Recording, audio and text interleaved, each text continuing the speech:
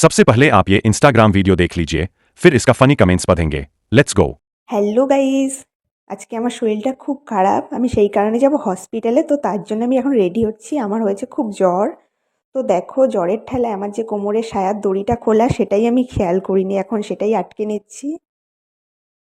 তো দেখো, আমার মেকআপ অলরেডি কমপ্লিট। এখন জাস্ট শাড়িটা পরবো।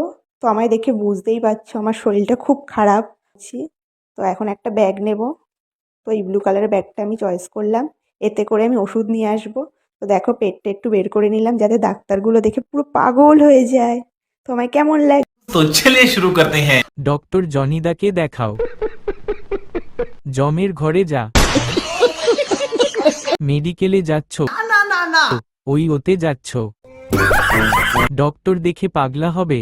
ना ना ना ডক্টর দেখে হ্যান্ডেল মারবে।